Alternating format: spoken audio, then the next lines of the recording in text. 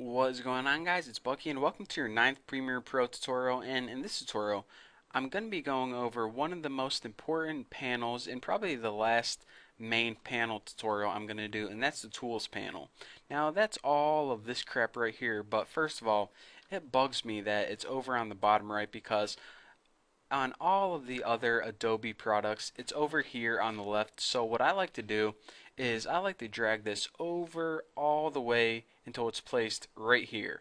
And again, this is just wasted space, so I'm going to drag it just like this. And that's how I have my interface set up all the time. I just didn't want to drag it over there because, for everyone out there watching, it's probably over here, and I didn't want to get you guys confused. But this is how I always have my interface set up, so that's how I'm going to stick with this tutorial. So now let's go ahead and go through all of these tools. I'll go ahead and tell you what each one of them does and also tell you the hotkey for them. Now the hotkey is if you're too lazy to go and click on the tool, you can just use a keyboard shortcut and see how the tools are switching back and forth. So the very first tool is the selection tool, and the hotkey for this is V. Now the selection tool is the tool that you're going to use 90% of the time. It's your main tool. You go ahead and use it to select clips. You can go ahead and move clips, and you can go ahead and actually, if you go to the end of a clip, for example, this title is 5 seconds long and you want to make it longer, just go ahead and go to the end of the clip, and then it's going to change into two little arrows with a bracket. Pull this out, so now your title is 10 seconds long instead. And this works the same with a video clip. Again, you can't make it any longer because, hey, you only filmed for like 11 minutes. You can't say, oh, what would happen if I saw the future? So you can make it shorter by doing that. But again, you can't make it longer than you originally filmed for because, it has no way of knowing what you filmed in the future. So pretty much the selection tool is for selecting clips, moving stuff around, and changing the length. The other tool we have right underneath it is a track select tool, and that's A. Now let me go ahead and show you guys an example of when this would be handy.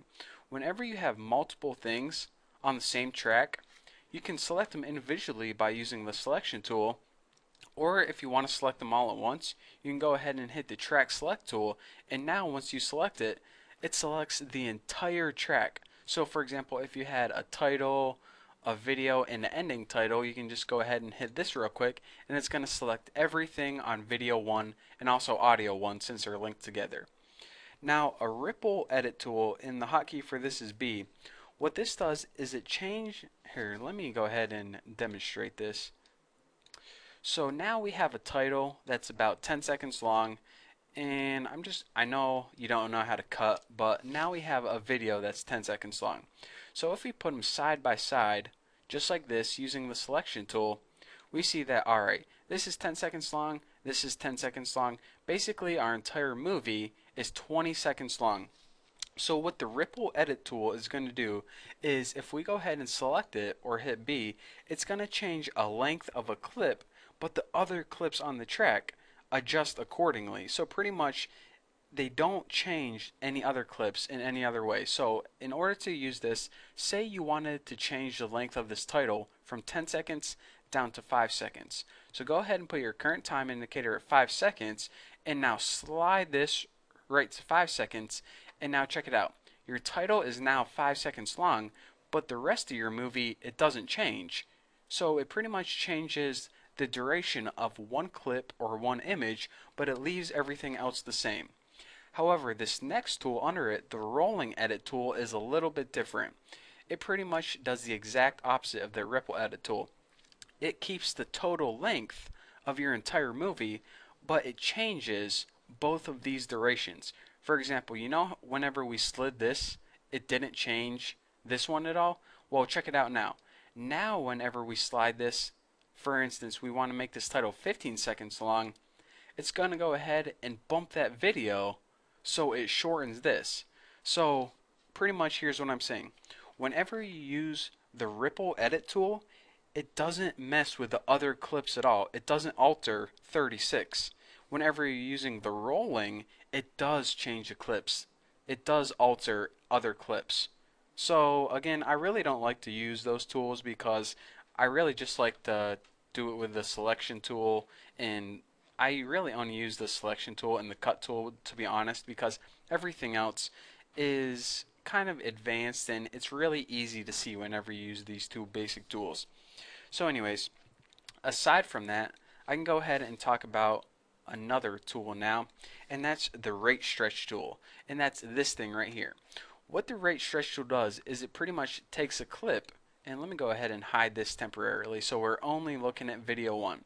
It takes a clip and it pretty much changes the, I want to say, changes the speed of it.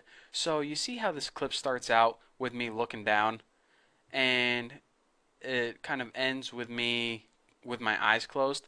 Well, that total length of time that that takes to happen is 10 seconds.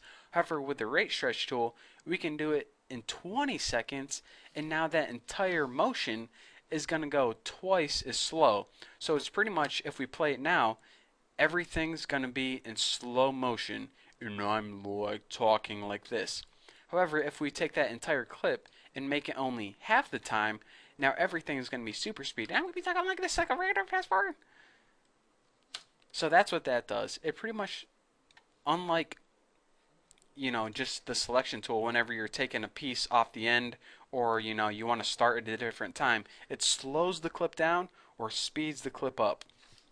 Now, the last tool I want to talk to you guys about, well, not the last tool, but the last really important one, is the razor tool. It's probably my second most used tool after the selection tool. What it pretty much does is it takes a clip and it splits it in two.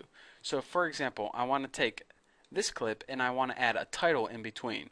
So I would go ahead and get rid of my title first, and I would split this in two with a razor tool, and with a selection tool, I would move it apart, add my title in between, and now move it back together. So pretty much the movie stops, and then you can see the title, and it picks up right where it leaves off. So that's what the razor tool does, and since the hotkey is C, I call it the cut tool, but it really isn't called the cut tool, but if I call it that, don't hate. So that's what that does, and these other tools, I'm really not a big fan of them, but I guess since you guys are probably going to yell at me if I don't cover them, I'll tell you guys about the slip and the slide tool. I never use the slip and the slide tool because I absolutely hate them, but the slip tool, it pretty much changes the duration. Whenever you have 3 clips in a row, you know what? I changed my mind. I'm not even going to talk about them because they're really advanced kind of technique for editing, and we're just here to cover the basics. But whenever you have 3 clips in a row, then these things do some really weird things. Now the pen tool, let's just go ahead and skip down to this.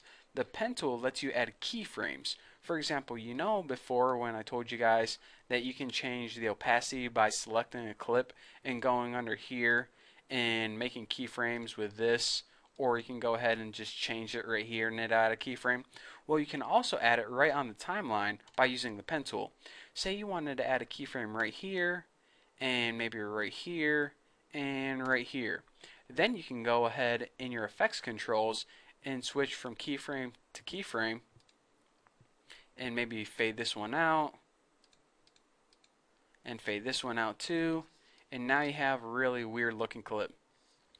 So it's pretty much all the pen tool is an alternative way to make keyframes. That's it. Now the rest of these tools are really simple, so if you guys feel like you're getting overwhelmed, then trust me, I'm about to dumb things down a whole lot. All the hand tool does is it's basically the same as this thing right here. You can go ahead and drag on your timeline and move it around. Really simple, really boring. I never use it. I just go ahead and use this all the time. Now the zoom tool is even more simple. Say you're zoomed out and you're like, alright, I want to work on this piece specifically. Just go ahead and maximize over there. Ugh, I had to hiccup. And let go, and there you go. It just zooms in. Say, alright, I want to work on these 2 keyframes. Zoom in, and there you go. So again, I like to use this zoom tool instead. So basically there are 3 different ways you can zoom. On this thing right here, which I never use because it's annoying, this little bar at the bottom, which I use 100% of the time, or this tool, which I guess if you like using the tools, there you go.